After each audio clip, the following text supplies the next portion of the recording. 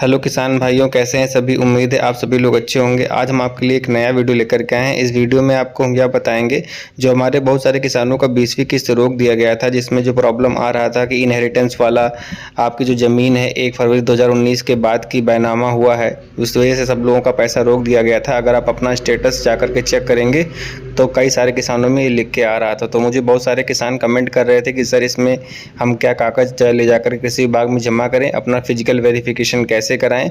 तो उसी के लिए वीडियो में लेकर के आया हूं। आप लोग वीडियो पूरा देखिए ताकि आपको समझ में आ सके। तो सबसे पहले मैं बताता हूं समस्या क्या आ रही है और इसका मतलब क्या है। देखिए किसान भाइयों, आपके स्टेटस में ये प्रॉब्लम आ रही है। आपका भुगतान अस्थायी रूप से रोक दिया गया है क्योंकि आप विरासत के अलावा अन्य कारणों से 1 फरवरी 2019 के बाद भूमि हस्तांतरण के संदिग्ध मामले में है। मामला सत्यापन के अधीन है, यहाँ पे ये लिख के आया है। तो बहुत सारे किसान समझ नहीं पा रहे हैं इसका मतलब क्या है, तो मैं इसका मतलब आप लोग को बता देता हूँ। इसका मतलब यह है कि आपका भुगतान अभी अस्थायी रूप से रोका गया है क्योंकि विभाग को संदेह है कि आपने 1 फरवरी 2019 के बाद जमीन ट्रांसफर, खरीद, बिक्री, दस्तावेज बदलना आदि किया है, जबकि योजना के नियम अनुसार सिर्फ विरासत इनहेरिटेंस में मिला जमीन ट्रांसफर स्वीकार्य है। यानी इसका कहने का मतलब ये है कि जिनके अगर फादर की डेथ हो गई है और उनके बच्चों के पास अगर ज़मीन गई है उनकी विरासत से, तो उन्हीं लोगों को पीएम किसान का लाभ मिलेगा। बाकी जिन लोगों ने 2019 के बाद नया बैनामा कराया है तो उन लोगों को इसका लाभ नहीं मिलेगा। इसी की जांच हो रही है और जांच होने के बाद अगर विरासत में अगर आपको ज़मीन आपको विरासत से मिला है तो आप सभी लोगों का जो पैसा है वह रिलीज़ कर दिया जाएगा। क्योंकि हमारे बहुत सारे ऐसे किसान हैं जिनका विरासत से ज़मीन मिली है, तब भी उनका ये प्रॉब्लम डाल करके पैसा रोक दिया गया है। तो जिनको विरासत से ज़मीन मिली उनको चिंता करने की कोई ज़रूरत नहीं है, उनका पैसा आ जाएगा। और बाकी जिनका 1 फरवरी 2019 के बाद ज़मीन ट्रांसफ़र हुआ है, अगर जांच में पाया जाता है तो आपका रोक दिया जाएगा, आप पीएम किसान के लाभार्थी नहीं माने जाएंगे। फिर इसमें आगे की प्रक्रिया क्या होगी, इसका समाधान क्या होगा, ये भी मैं आपको बता देता हूँ। देखिए, जांच पूरी होने तक किस्त रोकी जाएगी।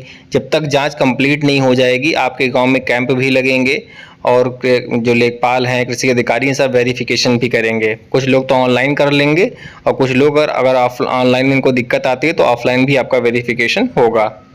दूसरा है, अगर दस्तावेज सही पाए गए यानी ज़मीन दस्तावेज विरासत से मिली है तो रोकी गई किस्त आपको मिल जाएगी। और जैसे मैंने आपको बताया कि जितनी रुकी आपकी किस्त है वो मिल जाएगी। अगर और यहाँ पर तीसरा पॉइंट आप लोग समझ लीजिए, अगर ज़मीन विरासत के अलावा किसी और कारण से ट्रांसफ़र हुई है तो आपको पीएम किसान का लाभ नहीं मिलेगा और पैसा भी वसूला जा सकता है। यानी कि जो आपका पैसा चला गया है गलती से, आप लाभार्थी नहीं हैं, पात्र किसान नहीं है, तो आपका पैसा वसूला जा सकता है।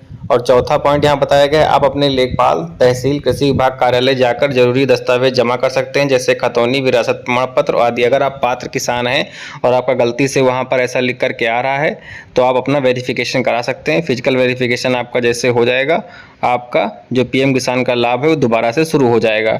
तो इसके लिए जो प्रार्थना पत्र लग रहा है किसी विभाग में जो ले रहे हैं वो मैं आपको लाइव दिखाता हूं। उसमें आपको क्या लिखना है, कैसे लिखना है और उसको लिख करके कैसे जमा करना है वो मैं आपको लाइव बताता हूं। आइए मैं आपको प्रार्थना पत्र भी दिखा देता हूं।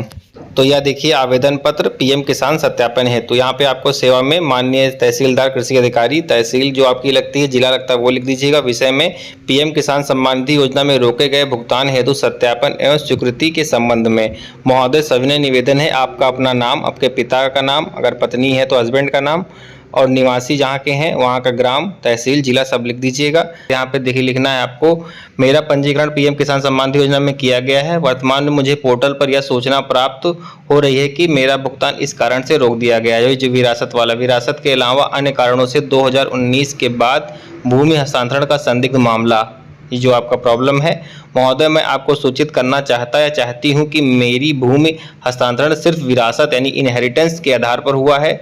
मैंने कोई खरीद फरोख्त अथवा अन्य कारण से भूमि हस्तांतरित नहीं की है, यानी कि मैंने कोई ज़मीन खरीदी नहीं है, ना कोई बैनामा कराया है। अतः आपसे विनम्र निवेदन है कि मेरे द्वारा खतौनी, विरासत प्रमाण पत्र, अन्य आवश्यक दस्तावेज के आधार पर सत्यापन कर मुझे पीएम किसान निधि की आगामी किस्त प्रदान करने की कृपा करें।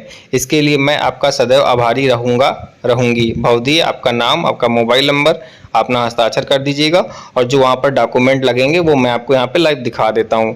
साथ में लगने वाले दस्तावेज, खतौनी जो होगी आपकी तहसील वाली ओरिजिनल खतौनी, विरासत का प्रमाण पत्र अगर आपके पास मतलब बनवा सकते हैं तो आप तहसीलदार से बनवा लीजिएगा, वही कंपलसरी नहीं है। आधार कार्ड की कॉपी लगेगी, फार्मर रजिस्ट्री मैंडेटरी है और राशन कार्ड मैंडेटरी है। इतने कागज़ ले जा करके आप अपना फिजिकल वेरिफिकेशन करा लीजिए।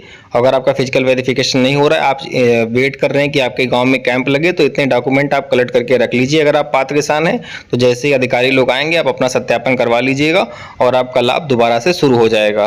तो अगर आपको ये एप्लीकेशन चाहिए तो ये एप्लीकेशन मेरे व्हाट्सएप चैनल पर पड़ा हुआ है। आप लोग मेरे यूट्यूब के डिटेल्स में जाकर के व्हाट्सएप चैनल का डायरेक्ट लिंक पा जाएंगे, उस पर क्लिक करके या PDF आप लोग प्राप्त कर सकते हैं और प्रिंट आउट निकाल करके इसको कृषि विभाग में सत्यापन करवा सकते हैं। तो उम्मीद करता हूँ अगर यह वीडियो आपको अच्छा लगा है तो हमारे वीडियो को लाइक करिएगा और वीडियो को हाइप जरूर करिएगा ताकि सभी लोगों को तक यह जानकारी पहुँच सके। तब तक के लिए धन्यवाद। मिलते हैं अगले वीडियो में। जय हिंद।